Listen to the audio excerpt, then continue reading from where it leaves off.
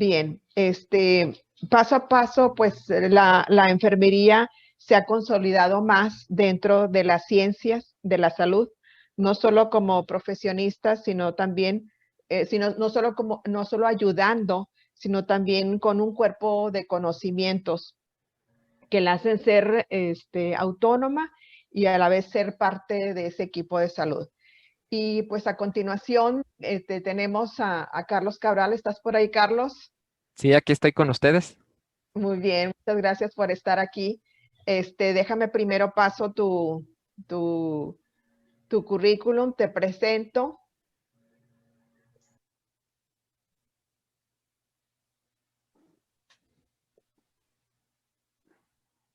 Y bueno, ahorita nos preguntaban a qué número de cuenta pudiera hacerse el pago o la donación para Montserrat, para Juani. Y aquí está como quiera en el chat, ya quedó ahí por ahí, quedó grabado.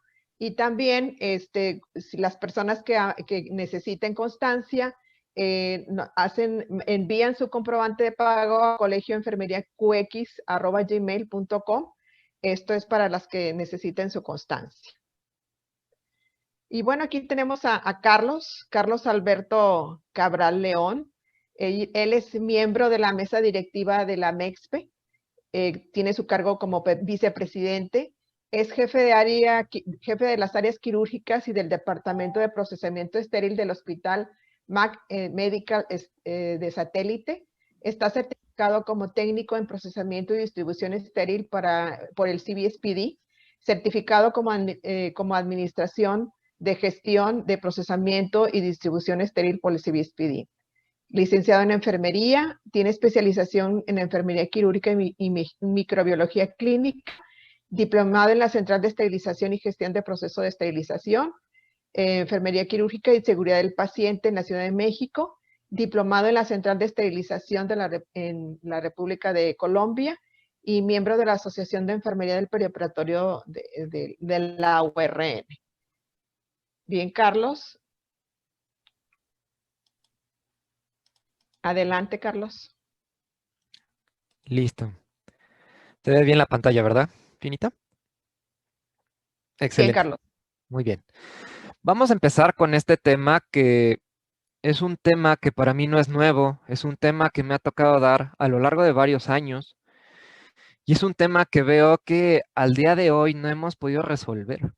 Es un tema que haciendo más investigación acerca de esto que son enfermería basada en evidencia y oblitos quirúrgicos, pues me doy cuenta que es algo que en vez de disminuir, sigue en crecimiento, no solamente en nuestro país, sino en muchas partes del mundo.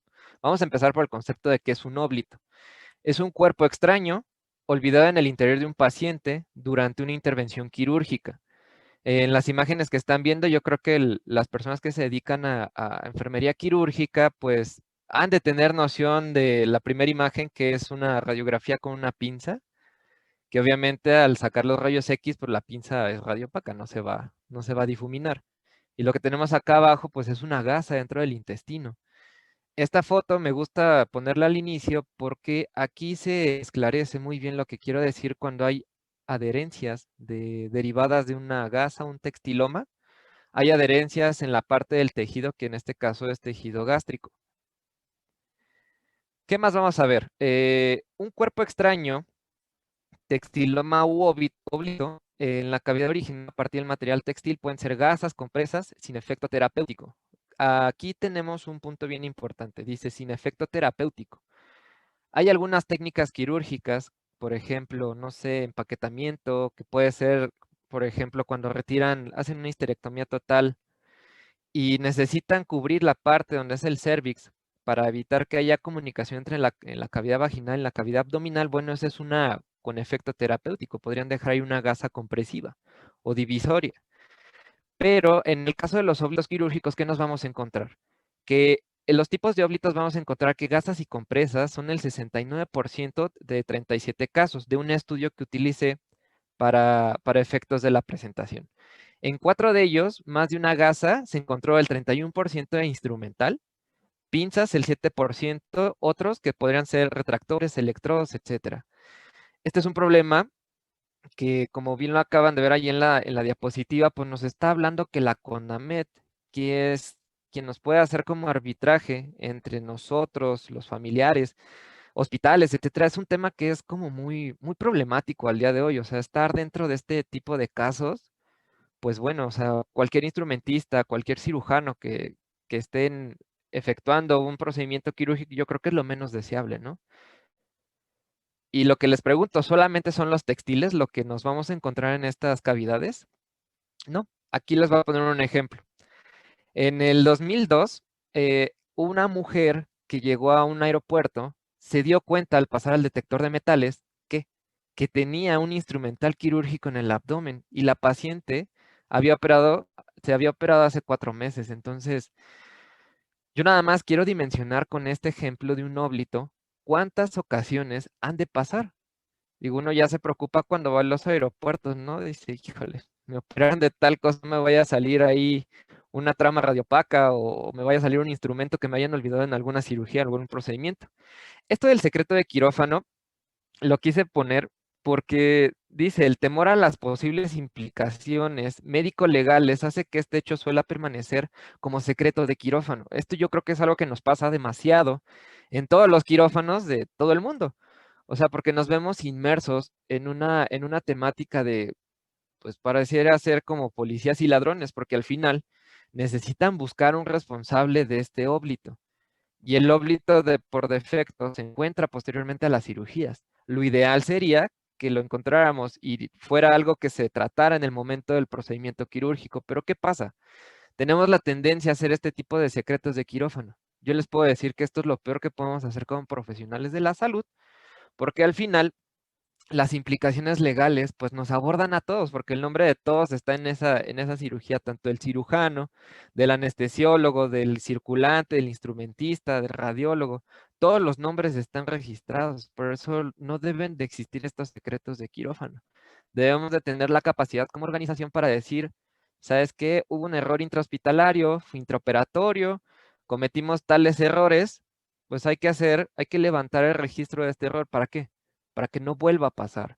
Pero tenemos esta tendencia de protegernos de una mala forma, porque esto en vez de ayudarnos nos va a empeorar el tema. ¿Cuáles serían los costos que podemos tener al respecto? Si nosotros nos vemos inmersos en un óblito quirúrgico, ¿cuál es el costo que nosotros nos puede impactar? Bueno, pues en Estados Unidos, en un estudio, se determinó que 2,5 millones de dólares fue lo que costó por reclamos judiciales, que en nuestro caso en México son más de 5 millones de pesos. No solamente hay que preocuparnos por el tema, como les decía, del secreto de quirófano, por la implicación moral y ética.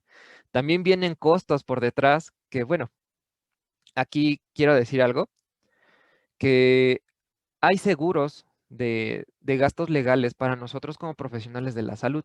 Es más habitual que haya este seguro para los cirujanos, para los médicos en su actividad profesional. Y de hecho hasta es un requisito a veces para que puedan ejercer la profesión. En el caso de los enfermeros, yo he tenido el acercamiento con estas organizaciones que se dedican a hacer el aseguramiento de nosotros y te dicen, ¿sabes qué? Mira, por una suma tal al mes, pues es un seguro, tú vas a tener como la posibilidad de que si te enfrentas a un caso legal, bueno, pues te podemos proteger por 2 millones, 5 millones, 3 millones. De ahí va a depender el seguro de gastos legales que tú vayas a adquirir. Pero creo que esto que les acabo de decir es algo que no estamos acostumbrados aquí en México. Aquí en México no tenemos ese hábito de la parte de la representación legal, ni tampoco el hábito de la seguridad social. Hay muchos países que no, como tal, no existe una seguridad social, sino ellos te dicen, asegúrate mediante pues un seguro de gastos de médicos mayores o menores. Entonces la gente tiene la costumbre de hacer estos gastos que ya están como contemplados dentro del año de gastos anuales y ellos saben que van a hacer aportaciones. ¿Por qué? Porque, bueno, en cualquier momento nos puede faltar la salud o podemos estar implicados en un caso médico legal. Justamente ayer lo platicaba con mis familiares. Les decía, bueno, hay que poner sobre la mesa cuáles son las condiciones que uno son deseables para uno como profesional. Y me decían mis familiares, bueno, pues pues el ingreso económico. Le digo, sí, pero no solamente es el ingreso económico, sino también es la situación personal. O sea, no me quiero ver en una implicación legal por estar buscando solamente la cuestión económica. También hay que buscar la seguridad legal. ¿Dónde vamos a ubicar estos óblitos quirúrgicos? Estos óblitos quirúrgicos los vamos a encontrar en mayor frecuencia en abdomen o pelvis. En 54% les vuelvo a recordar, se sacó esto de un estudio muy importante acerca de óblitos quirúrgicos que con mucho gusto se los puedo compartir.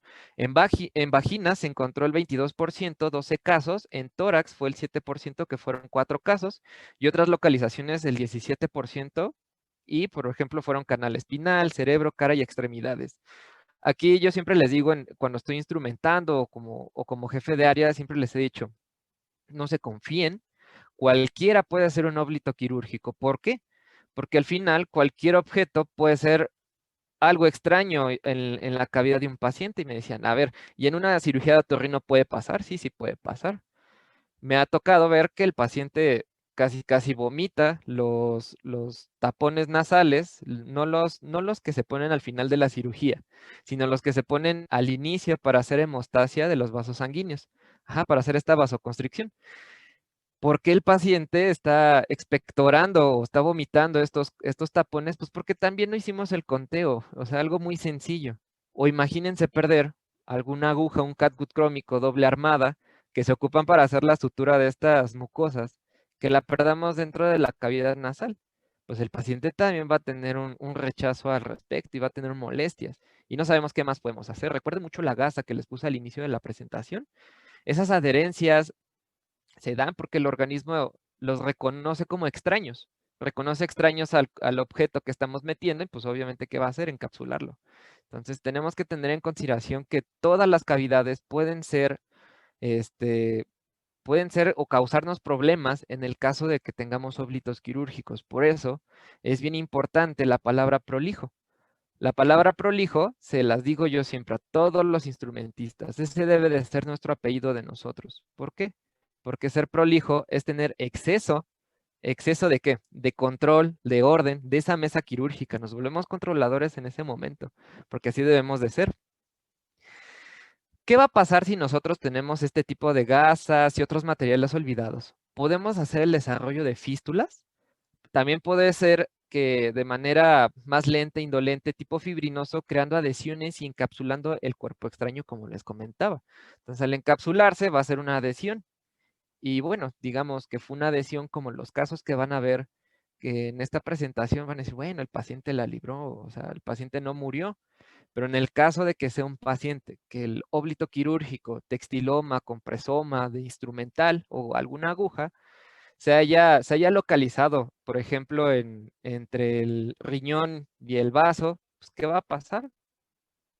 Pues obviamente vamos a ocasionar que haya una resección de esos órganos que al final pues, son vitales para el paciente. En el caso del intestino, que es lo que más frecuente pasa, como les comentaba, pues bueno, van a hacer una resección intestinal. Van a decir, tenemos muchos tramos de intestino, pues sí, pero de todas formas es una intervención quirúrgica que va a ocasionar que el paciente pues se vea afectado de manera física. ¿Y qué pasa? Estos pseudotumores, como así los determinan en este estudio, pues se van a encontrar ahí en la cavidad. Y bueno, me van a decir, ¿qué pasa si nosotros implantamos un tornillo en el hueso? Pues obviamente el tornillo va a durar el tiempo que el organismo lo acepte.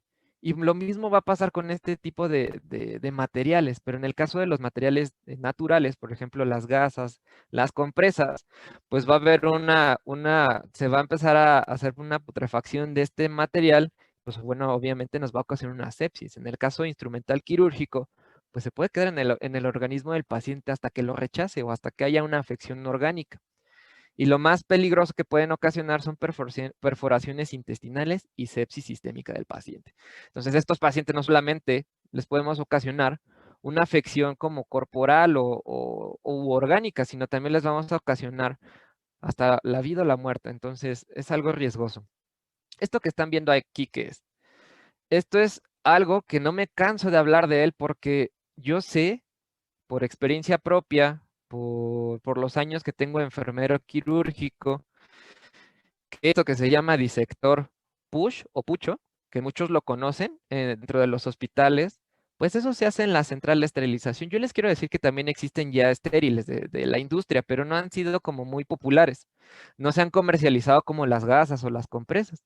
Pero ¿qué pasa con este disector? Bueno, pues aquí ven al técnico en procesamiento estéril que está haciendo pues el corte de esta gasa para hacer el disector, que es como un tipo, si lo ven aquí, es muy pequeño. Esta peculiaridad que tiene, si lo saben hacer bien, pues hasta hacen un triángulo. ¿Para qué? Para que dentro de la cirugía, el cirujano, ya sea con una pinza, que es lo más común, haga la disección de los tejidos, pero sea una disección gentil con este disector. Pero ¿qué onda con este disector del cual tanto hablo? Cometemos un error en las centrales de esterilización y también el quirófano por no exigirlo. Estos disectores deben de llevar trama radiopaca en medio. Si alcanzan a ver abajo, el técnico ya hizo su triángulo. Bueno, hacen un cuadro y lo colocan en rombo. Antes de empezar a hacer el doblez de este disector, ¿qué tienen que hacer? Colocar una trama radiopaca. ¿Y dónde la van a sacar? Porque siempre que hablo de esto me dicen lo mismo. ¿Y de dónde la sacamos? ¿La venden por separado? Le digo, no, no la venden por separado. Seguramente sí, pero lo más habitual y lo más ágil que tú puedes hacer dentro de tu hospital es esa gasa que estás cortando, pídela que sea gasa con Ritex. ¿Y qué vas a hacer con ese Ritex? Se lo vas a quitar. Los que tienen experiencia en quirófano saben que lo podemos separar. Al momento de separarlo, nosotros cortamos un tramo, el suficiente tramo para que cubra esta parte del cuadro, el rombo que estamos haciendo antes del pucho, lo colocamos en medio y empezamos a hacer el doblez. ¿Y qué va a pasar al final? Todos nuestros disectores van a tener trama radiopaca, porque yo, déjenme les digo que si se les pierde, si se les puede perder un separador Liston, un maleable en el abdomen que pues, 30 centímetros, que no se les pueda perder esto que mide menos de 1 centímetro, pues bueno, ¿qué les digo? Tenemos que tener seguridad. Hay muchos lugares que los hacen referidos. ¿Qué es eso? Les ponen seda y esta seda los refieren para que siempre tengan el control.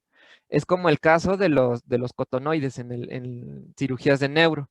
Estos cotonoides pues tienen una rama radiopaca para poderlos identificar y aparte tienen un listón en la parte posterior del cotonoide para que nosotros podamos identificarlo dentro de esa cavidad tan pequeña.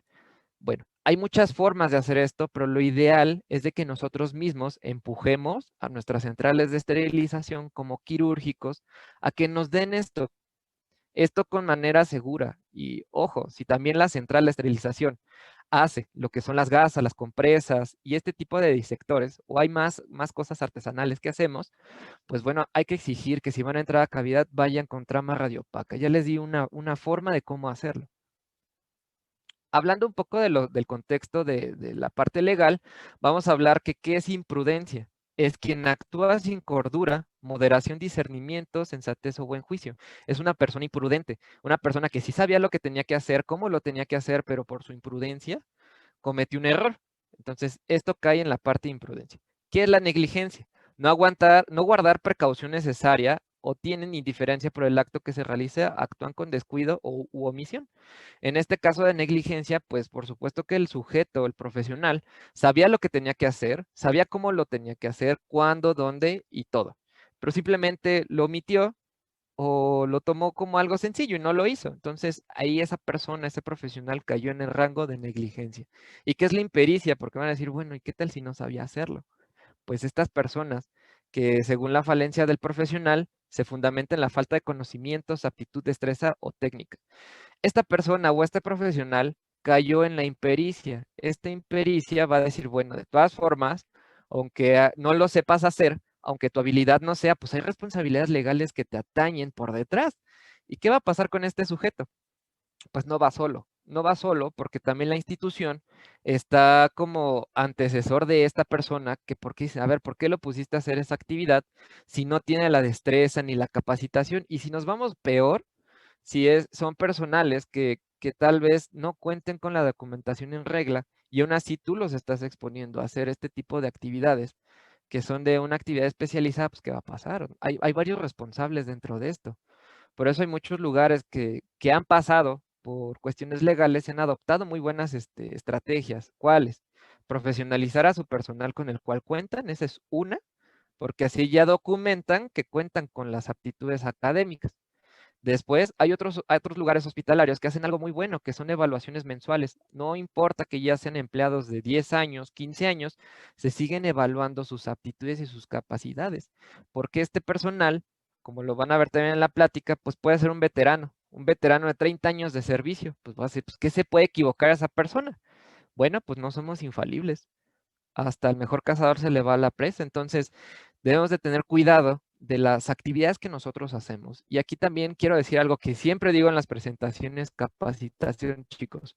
La capacitación nosotros no podemos dejarla por un lado y no nos podemos esperar siempre a que la institución nos la dé. La institución lo que nos dé, pues hay que tomarlo, hay que aprenderlo, hay que devorarlo.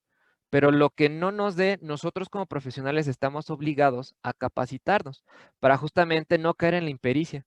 Porque muchas veces nosotros desconocemos estos términos, estos temas, y caemos en un error de decir, pues es que yo no sabía, es que a mí no me avisaron, es que ¿dónde está el documento?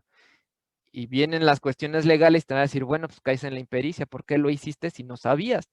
Entonces, estar en ese tipo de temas legales es muy duro para uno como profesional, porque la ignorancia no nos salva, al contrario, nos hunde más. Por eso digo que hay que conocer lo que estamos haciendo como actividad profesional. Hay que tener la destreza porque no nacemos sabiéndolo todo. Armar y desarmar un craneotomo no es algo que se te dé de un día para otro. Hay que tener habilidades y destrezas. Hay que practicar para que justamente no caigamos en el término de impericia. ¿Qué conducta vamos a tomar nosotros en el caso de que haya un conteo erróneo? Lo primero que vamos a hacer, el cirujano no debe cerrar el campo operatorio. Ojo, aquí también es un punto clave para nosotros del desconocimiento. Muchas veces nos enfrentamos ¿a qué? A que al instrumentista no le hacen caso. El instrumentista le está diciendo, doctor, me falta una gasa. Y el doctor, no sé si está enojado, que tenga, no le importa y cierra la cavidad. Entonces, ¿qué hacemos? O sea, no nos podemos quedar viendo nada más cómo cerró y no nos tomó en cuenta.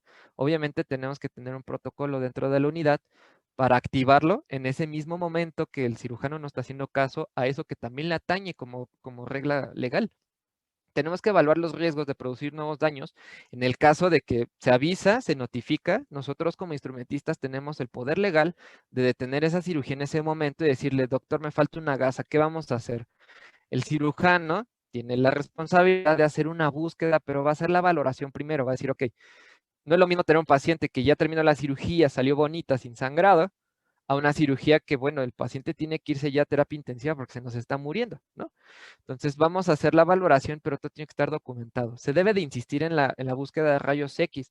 Aquí yo creo que ya les cayó el tema del disector pucho. Si nosotros no lo ponemos con trama radiopaca, jamás lo vamos a encontrar.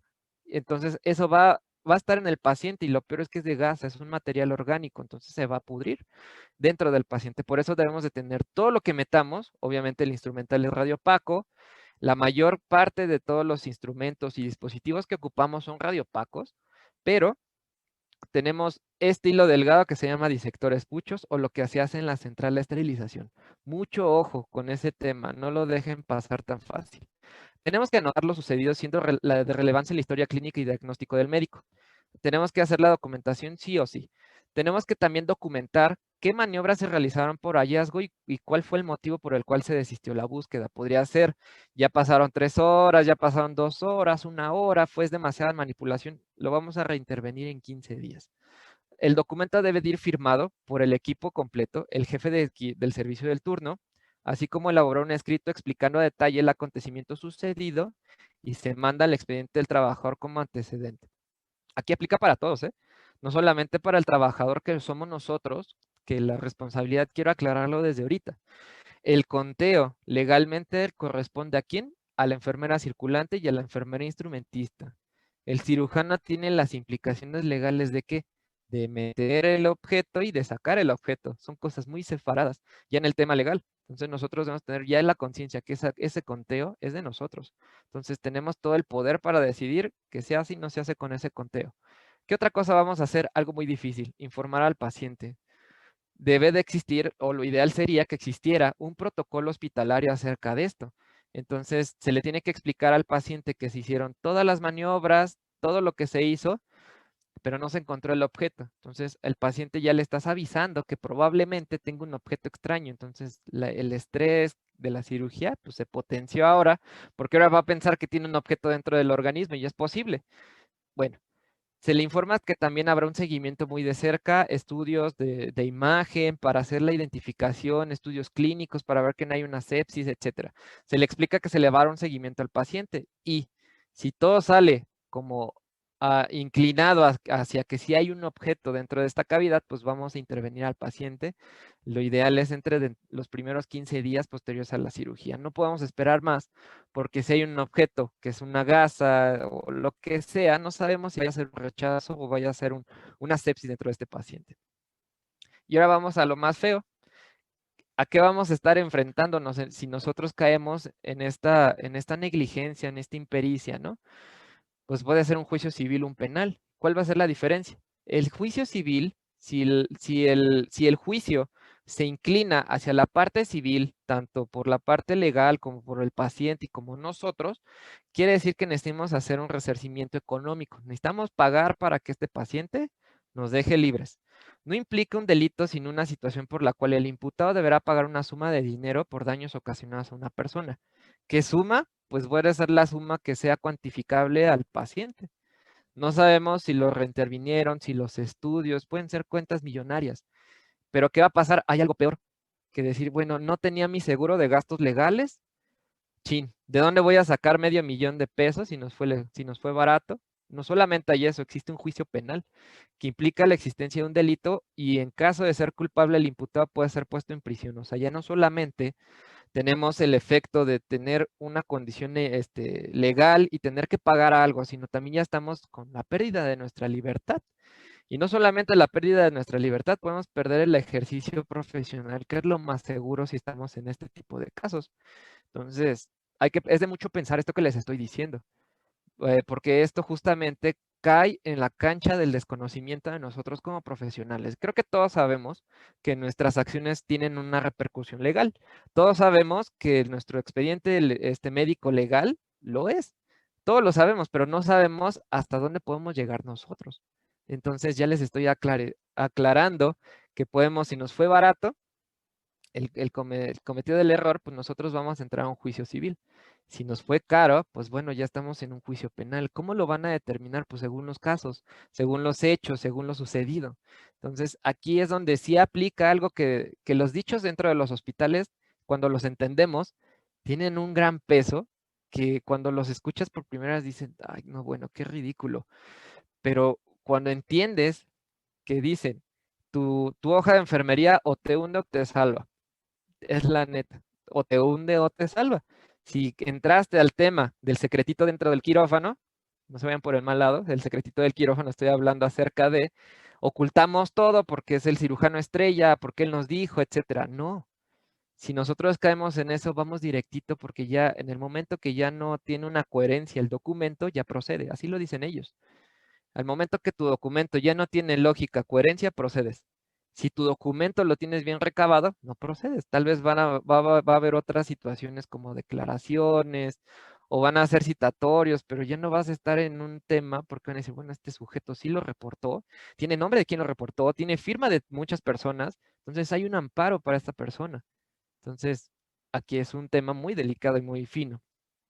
¿Qué causas pueden ocasionar esto? Cirugías de emergencia. Las cirugías de emergencia yo lo sé, he estado en muchas y les puedo decir que de todas formas, aunque sea una cirugía de emergencia, yo prefiero omitir el lavado quirúrgico, no sé, omitir varias cosas antes que el conteo. El conteo jamás lo voy a omitir. ¿Por qué? Porque de todas formas, aunque sea una urgencia y digan, ay, es que no se cuenta, obviamente tienes que salvar la vida del paciente y eso es lo primordial. Pero si tal vez no pudiste hacer un conteo al inicio, pues lo haces en el momento que ya se establece un poco la cirugía para que tengas una base de decir, empecé con tanto. Porque si no vamos a tener el tema de nunca saber qué tenía. Va a ser inesperado cambio del plan quirúrgico también, que la cirugía se empiece a transformar en otro tipo de cirugías, que pueda ser, no sé, una colecistectomía por la paroscopía, que es lo más habitual, que hasta el día de hoy no entiendo porque el profesional no entiende, o en su mayoría hay algunos que sí lo hacen, ¿por qué no entiende que al preparar este tipo de cirugías debes de tener tanto la cirugía laparoscópica, que es la programada, y debes de tener en la misma sala todo para el evento abierto. Si se nos convierte la cirugía, tenemos que tener las cosas listas para poder operar. Estos retrasos, corre a la selle por la charola de vías biliares, corre a la selle por un Harrington, corre. Todo esto desatiende al procedimiento quirúrgico. Y una de las raíces que pega, pues va a ser el conteo de textiles, de materiales, porque el circulante lo vas a traer volando dentro del quirófano, sale por esto, entra por lo otro. No, necesitamos a nuestro circulante dentro de nuestra sala el mayor tiempo posible, porque él es nuestra persona no estéril, nosotros somos el estéril, entonces no podemos estar sin él. También imposibilidad de recuento, necesidad del cierre por urgencia extrema y riesgo de vida del paciente, ya se les había comentado, tal vez el paciente no encontraban el sangrado y tuvieron que hacer un empaquetamiento, pues bueno, el paciente va a estar con este material dentro de la cavidad, pero está registrado. La obesidad también puede ser una causa de pérdida de instrumentos y pérdida de esto porque la cavidad es enorme. Las paredes entre la grasa, etcétera, son enormes. Entonces, tanto la manipulación que van a realizar los cirujanos, nosotros, la cantidad de tejido que vamos a tener, pues cambia. Entonces, se puede perder más fácil. Múltiples equipos quirúrgicos, ejemplo, abordajes torácicos por cirujanos generales para cirugía de columna. Esto es como cirugías múltiples, no sé, por ejemplo, una cirugía de cardio, que van a hacer un puenteo, ¿sí? de coronarias. Pues, ¿qué va a pasar? Vamos a estar atendiendo al cirujano arriba y va a haber un cirujano abajo que va a estar haciendo la safanectomía o sacando los puentes. Entonces, sí hay que saber, sí hay que tener destreza, sí hay que ser casi los supermanes del quirófano, pero si la política se presta y dice los jefes del área, bueno, no vamos a exponernos a que se le pierda algo a este instrumentista estrella, a este veterano, pues vamos a poner dos instrumentistas para que se atienda uno abajo y el otro arriba. Termina el de abajo y se desocupa el instrumentista, ¿no? Hay que tener más alternativas, no hay que cerrarnos. La pérdida de sangre mayor a 700 mililitros también puede ocasionar que tengamos pérdidas porque van a estar pidiendo soluciones, van a estar pidiendo gasas, compresas, van a estar metiendo, etcétera, etcétera. Nos cambia el panorama cuando hay un sangrado dentro de la cavidad. Cambio del personal durante la cirugía, instrumentadores y circulantes y ayudantes. Todo esto también nos va a traer como repercusiones. Tenemos que tener bien controlado lo que son nuestros enlaces de turno. No podemos estar permitiéndonos tener más enlaces de los necesarios.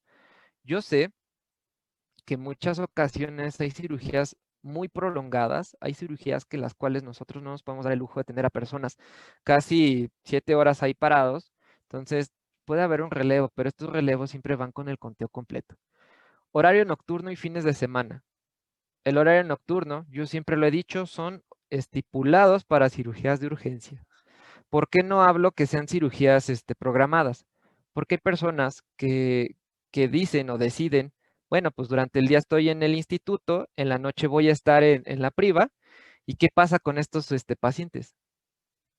Pues los exponemos a un cansancio, una fatiga, por un tema que nosotros no podemos controlar, que es la misma, el mismo cuestión del usuario, de este cirujano. Necesitamos tener esta consideración.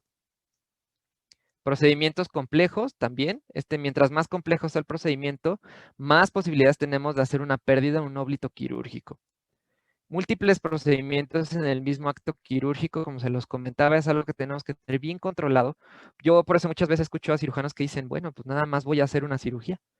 No voy a hacer más tipos de cirugía porque esto me puede ocasionar problemas en el mismo campo operatorio. Cansancio del equipo quirúrgico, yo siempre lo he dicho. Yo hablo mucho con mis cirujanos y siempre les pregunto, ¿qué número de rodillas soy? Y me dicen, no, pues ya llevo 3, ya llevo 4. Ojo, somos humanos y nos podemos cansar. Entonces, esta es una causa que nos puede afectar en gran medida si tenemos una pérdida o no tenemos una pérdida dentro del quirófano. Hablando de los aspectos periciales, producido el óblito y entablada la demanda penal y o civil por daños y perjuicios, suelen reclamar reparación de daños tanto estéticos, morales, psíquicos, perjuicios patrimoniales por gastos. Entonces, a nosotros nos van a aventar todos estos conceptos y nos vamos a quedar así de, bueno, ¿qué vamos a pagar? Por eso es tan costoso pagar este tipo de daños a nuestros pacientes. Entonces, debemos de tener bien clarito que lo que nosotros hagamos como actividad dentro del hospital es de suma importancia. Por eso somos tan estrictos en los quirófanos, porque no nos podemos dar el lujo de cometer un error de este tipo. Hablando acerca del encuadre médico legal, nosotros podemos encontrar en el Código Penal, en el artículo 84 y 94, podemos encontrar cómo nos van a hacer el encuadre de nuestro caso. Ya leyendo estos artículos, hablan mucho acerca de daños reparatorios, pero de gran como que nosotros causamos un daño alto hacia este paciente, entonces nosotros podemos en este caso caer a lo penal y perder nuestra libertad. Los artículos, en los códigos civiles, perdón, artículo 1072 y 1076, ya leyéndolos, nosotros podemos encontrar que justamente nos está diciendo, dañaste a una persona, pero entras dentro del margen civil y tú puedes apoyar a esta persona o reparar tu daño mediante algo económico. ¿Cómo lo vamos a calcular? Pues ya les dije, daños estéticos, morales, perjuicios, etcétera, todos los gastos médicos. Entonces ya nos metimos en broncas de dos formas. ¿Quieren encontrarlos? Yo los invito a que los visiten. Están muy claros. Ahí te dicen tal cual por cual. Hablan en general, no hablan específicamente de nosotros como personal de la salud, pero nosotros caemos dentro de esos márgenes. Les voy a platicar una cadena de hechos que me pasó a mí. Me encontraba en un hospital, el cual no puedo mencionar su nombre. ¿Y qué pasó? La central de esterilización y equipos tiene la obligación de, obviamente, preparar estos equipos, ¿no? Bueno, si no hay central de esterilización, pues seguimos siendo nosotros los quirúrgicos. ¿Qué pasó? Teníamos un árbol de Hudson de esta calidad que están viendo aquí. Este árbol de Hudson creo que es algo habitual en cualquier unidad hospitalaria y si no lo es, bueno, pues quiero pensar que no tienen drenajes de hematoma. Pues la central de equipos hizo la preparación, el lavado, empaquetamiento, debió de haber hecho la lubricación y hizo la esterilización de este producto, que se llama árbol de Hudson. El segundo lugar de sucesos vinculados se entrega de estos materiales a la circulante, pues obviamente el instrumentista va a necesitarlos para este tipo de eventos. Llegó el drenaje de hematoma de urgencia, pues necesitamos hacer este drenaje. Ya lo solicitó y lo llevó a la sala. El tercer lugar de los sucesos vinculados a la propia cirugía, el cirujano lo solicita para hacer obviamente los trépanos. Necesita hacer estos trépanos para poder hacer la liberación de la tapa craneal y hacer el drenaje de hematoma. Pero ¿qué pasó? El momento en que el cirujano le pasamos este árbol de Hudson, pasó por varias manos, tanto del que lo preparó como el de que lo aperturó, que es la instrumentista, y como de él, pasó por tres manos. Y estas tres manos, a ninguno se le ocurrió probarlo. Entonces, ya cuando llega a las manos del cirujano, pues empezó a girarlo, le empezó a hacer para hacer el trépano, ¿y qué pasó? Pues se sentía forzado. En ese momento, el cirujano tendría que haber dejado de usar ese árbol de Hudson. Pero él pensó, tal vez le falta girarlo más, lo empezó a girar más. ¿Y qué pasó? Se desarmó. Porque obviamente este es un objeto de difícil configuración y en el cual dentro de esta configuración pues tiene balines, tiene articulaciones, las cuales si no son lubricadas como debe de ser, según la ficha del fabricante, pues ¿qué va a pasar? Vamos a tener este tipo de casos. Entonces, este paciente que ingresó para un drenaje de hematoma craneal, pues bueno, ya no solamente tuvo un drenaje hematomacraneal, porque todas estas partículas que se cayeron de este artículo que se desarmó en sus manos del cirujano por estarlo forzando, pues ahora tuvo que hacer el retiro de estos materiales, porque algunos eran como, ¿cómo les explico? Como no se había mandado a mantenimiento este artículo, pues obviamente no se había hecho una limpieza exhaustiva e interna. Entonces, al momento de partirse o de romperse o desarmarse, pues quedaron partículas de esta suciedad que no se alcanzaba a retirar porque necesitaba mandarse a mantenimiento. Entonces, el paciente ya se expuso tanto a material extraño, material posiblemente que no se puede ver y se pueda retirar y se le va a quedar en el cráneo. También se expuso a material contaminado. Entonces, tenemos muchos problemas en este caso. Entonces, fue algo que me pasó, el paciente pues, le tuvieron que hacer una limpieza. Ustedes les vendrá a la mente cómo hacer una limpieza en la parte de las meninges. Pues bueno, el paciente va a tener dolores de cabeza muy fuertes o no sé, me imagino que su recuperación pues ya la afectamos. Ya va a ser otra, de la cual su caso quirúrgico pues nada más era un drenaje, pues bueno, ya le aumentamos algo más. ¿Qué otro caso vamos a ver? En este artículo se hablaba acerca de un paciente de 64 años de edad, quien se le realiza un reemplazo de válvula aórtico con evolución favorable. El paciente ingresó por eso, se le operó, pero ¿qué pasó? El paciente continúa con dolores y se realizó unos rayos X y una ecografía a los 7 meses de la cirugía. Entonces este paciente empezó a tener molestias. Por lo regular uno piensa que son molestias propias de la cirugía, pero pues no era así. Y el cirujano, pues, ¿qué le dice? Ponte hielo local, analgésicos, etcétera. Pero ¿qué revelan este tipo de estudios que le hicieron? Pues una aguja recta de 4 centímetros en la región quirúrgica del reemplazo, en el tórax. Entonces, este tipo de óblitos, que también es una aguja quirúrgica, pues se le quedó al paciente. Ahí estamos hablando que no tuvo un conteo adecuado. La instrumentista no contó cuántas agujas subió y cuántas bajó. ¿En qué terminó esto? El paciente evolucionó favorablemente, se lo operó y se le retiró este objeto extraño, pero pues obviamente empezó con acciones legales contra el hospital. Y no solamente contra el hospital, también este es otro error que tomamos mucho los profesionales de la salud, que pensamos que el hospital va a absorber el problema legal. Déjenme les digo que la mayor parte de los casos no es así. Va a haber lugares que sean lugares muy bien establecidos, los cuales van a tener hasta un área para defender el marco legal del hospital, porque el hospital está inmerso en miles de problemas legales. Entonces, estas personas, este comité o esta barra de abogados dentro del hospital, pues bueno, el hospital va a decir, ¿sabes qué? Te defiendo con los abogados del hospital, pero si es un lugar el cual no tiene esa accesibilidad legal, pues ¿qué van a hacer con este sujeto? Pues el hospital no se va a meter en problemas. ¿Qué hacen? Por lo regular los despiden.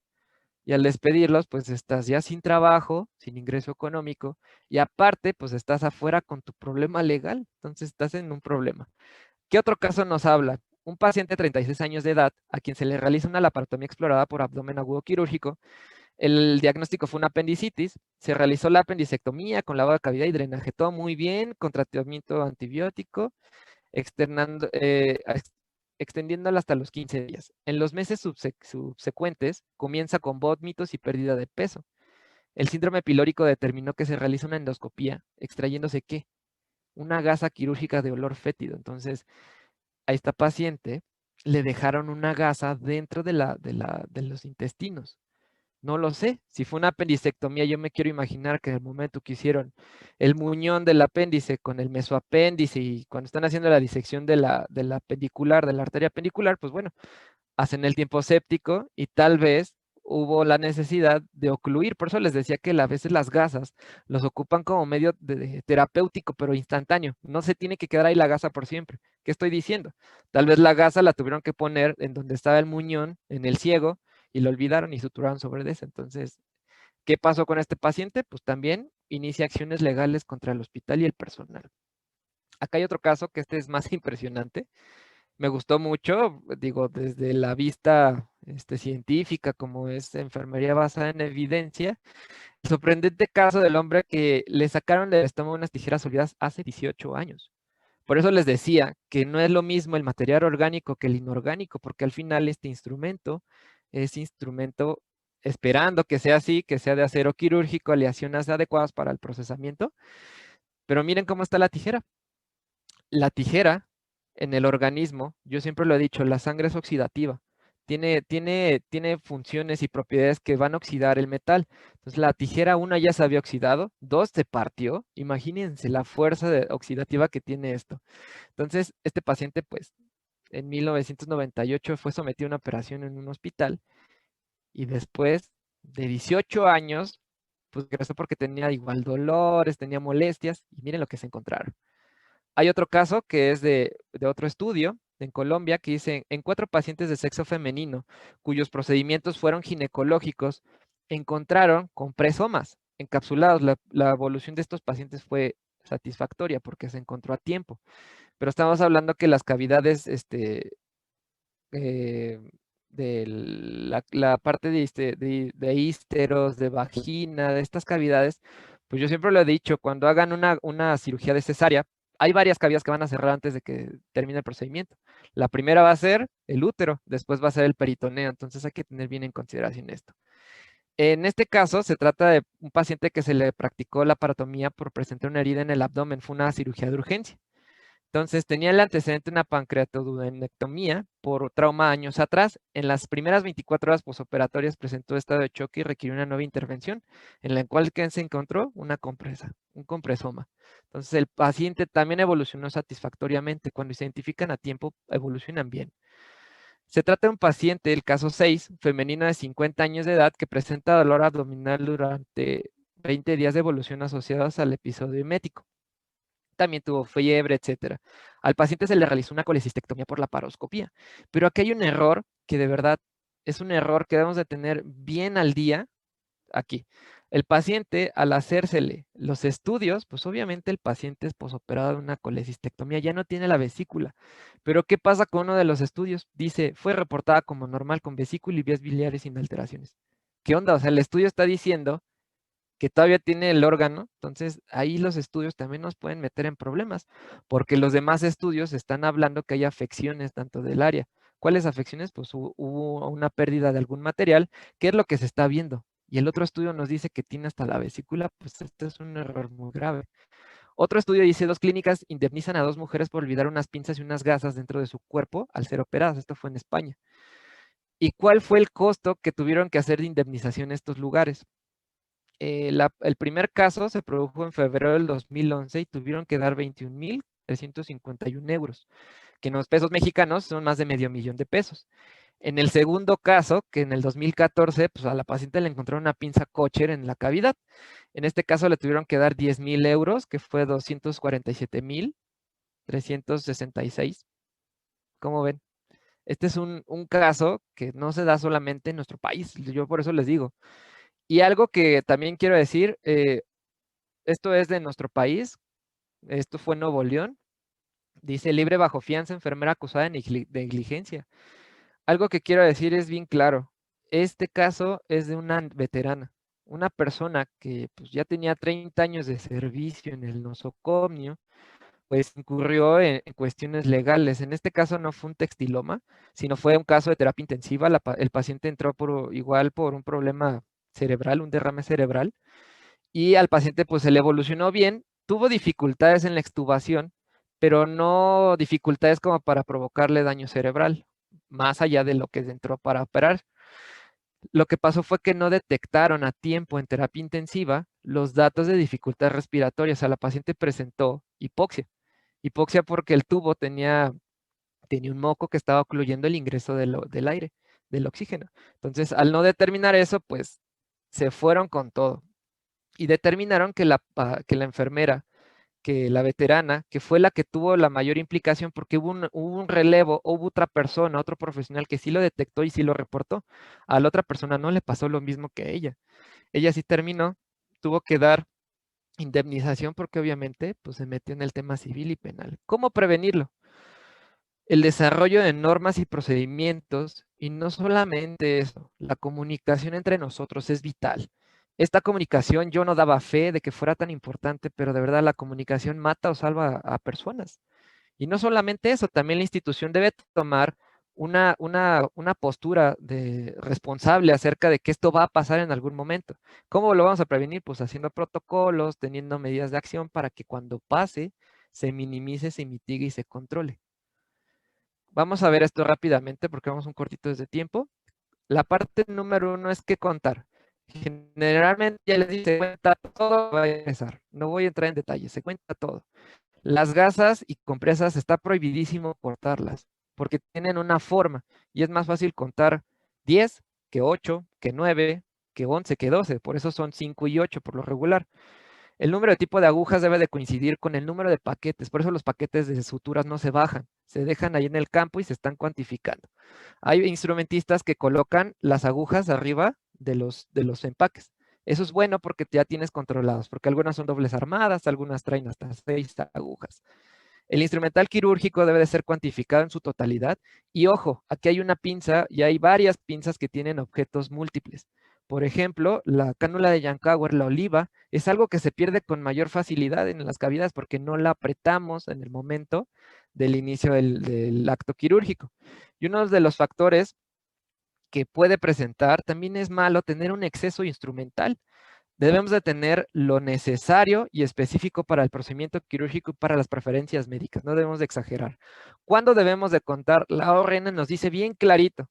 Antes de llegar a la ORN yo les voy a decir esto, lo que me preguntan. ¿Cuántas veces se cuentan? Las necesarias. Porque si no le queda claro al instrumentista y al circulante, no procede. Yo ya les hablo así. Si no queda claro, no podemos seguir. Y la ORN que nos dice, antes de iniciar el procedimiento para tener una base de cuánto empezamos.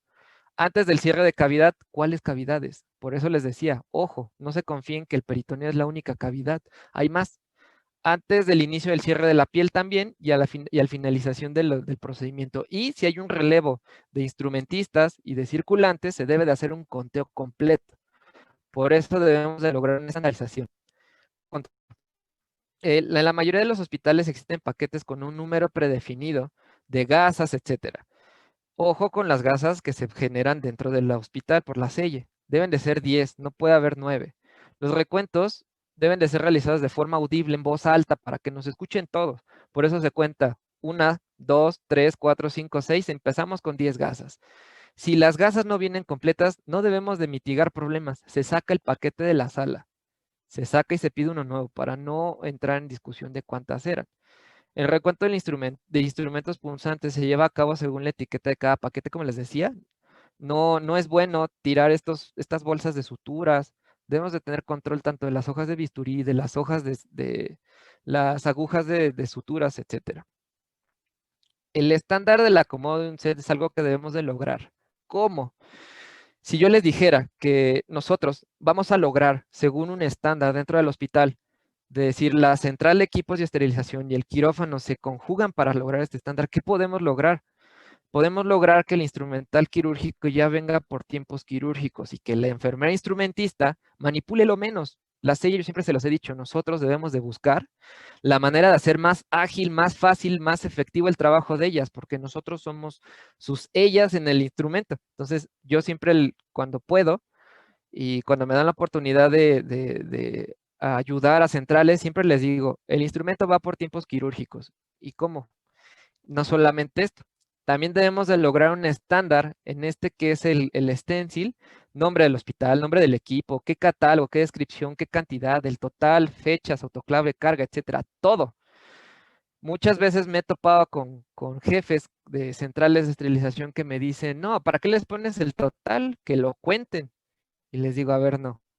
Una cosa es que sí lo tenemos que contar y otra cosa es de que tú pongas trabas para que se haga menos ágil el stencil. El stencil debe estar legible hasta para un ciego. Así que esas cosas me las quitas de aquí. Yo quiero el stencil que vaya con un número de catálogo porque no somos máquinas registradoras de instrumental. Va a haber instrumentos que no vamos a conocer, pero si tiene un grabado, un código, ese instrumental, bueno, pues, ay, no manches, esta era la mixter angulada con punta de oro, ¿no? Bueno, pues ya la encontré por el código. Debe de haber una descripción para ayudarnos a ver cómo es la pinza, saber cómo se llama, qué cantidad. El total es algo vital, que debemos de poner siempre el total, y estos datos son más de control de la central de esterilización. Y logramos algo así, un set que ya va por tiempos quirúrgicos, que va de la forma más adecuada, que aparte es un estándar y que aparte nosotros como instrumentistas, cada vez que abramos el equipo de artroscopía 1, 2, 3, 4, nos tiene que salir igual. Entonces, esto agiliza el trabajo de nosotros dentro del quirófano. Otra cosa que también yo sí recomiendo es no lo pongan en la cubeta, por favor. No pongan su conteo en la cubeta porque se pueden pegar las gasas, no está claro. Lo que más habitual se hace es poner un campo para que la gasa no manche el piso tampoco. Vamos a poner las gasas separadas. Por ejemplo, si el paquete viene de 10, contamos 1, 2, 3, 4. La quinta se atraviesa y nosotros ya sabemos, porque es universal, que esos 5.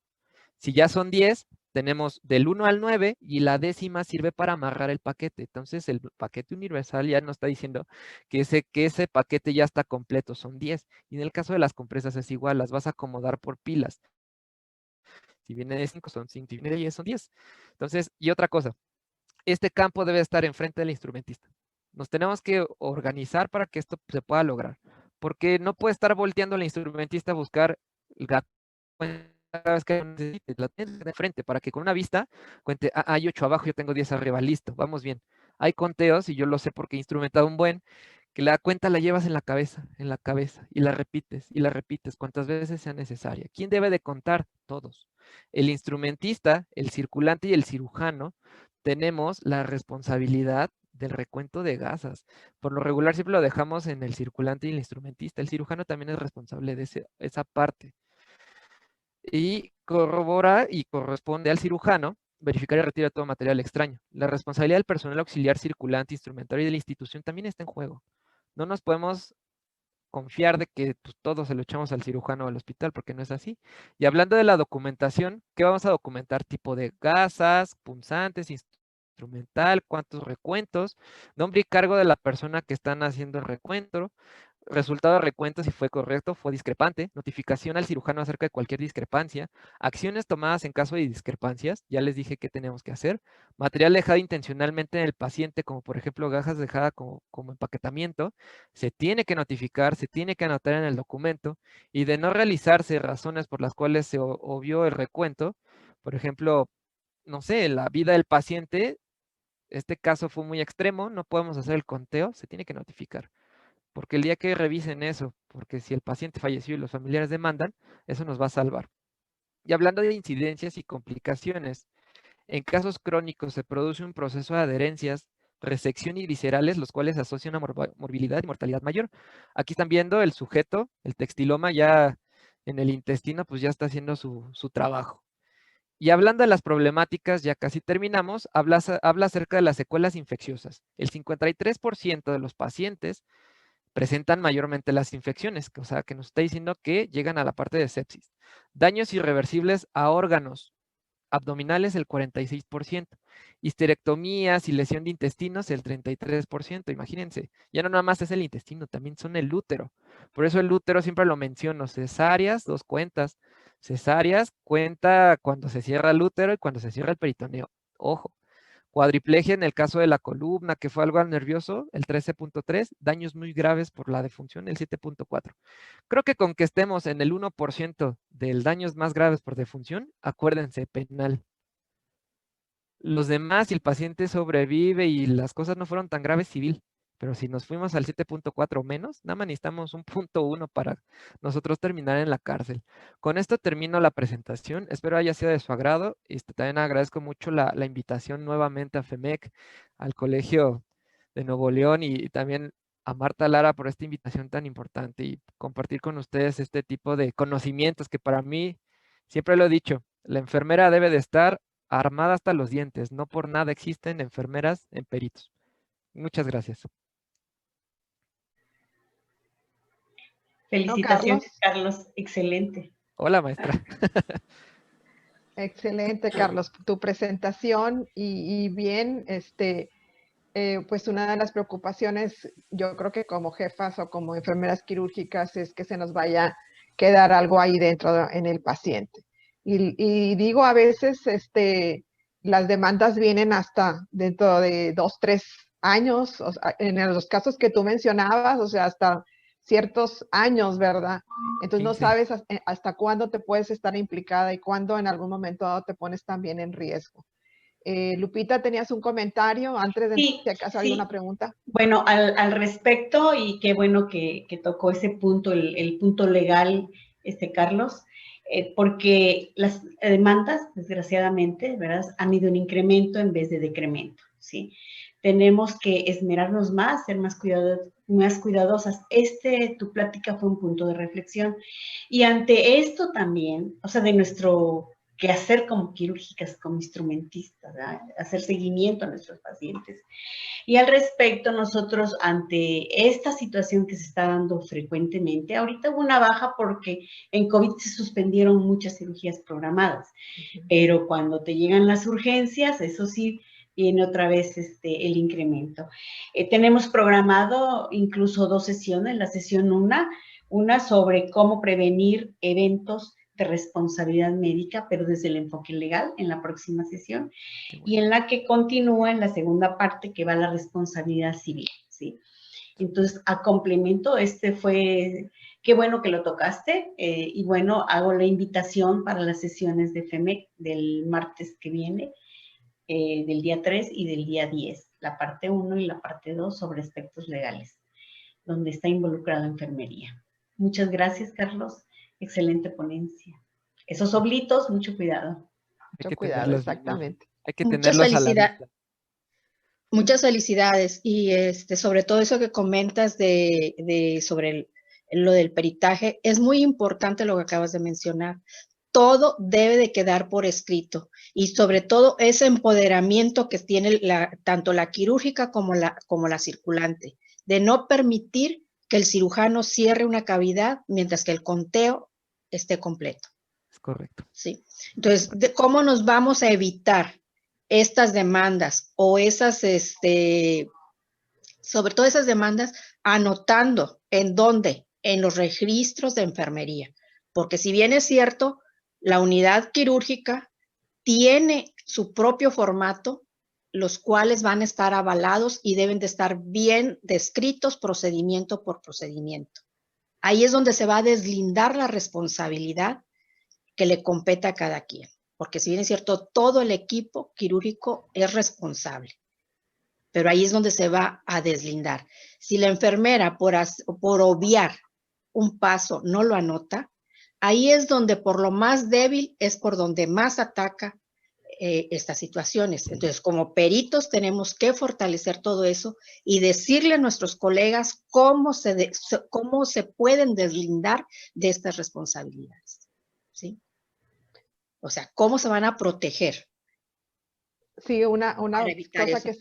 que siempre he dicho, que lo que no está escrito no está hecho, ¿verdad? No Entonces, existe. el registrar siempre, ¿verdad? El registrar, exactamente. Registro, sí. Todo es registro y todo es Sí. conteo. Y lo importante, fíjate, Marlene, lo que comentó desde selle que esté bien descrita la pieza, la pinza, cuántas son, etcétera. No, es una corresponsabilidad y generalmente es la quirúrgica quien en determinado momento ha sido la involucrada. Pues Recibe sí, todos los Somos regaños. todos, como cerraste, el equipo multidisciplinario. así es, Correcto. así es. Es equipo multidisciplinario.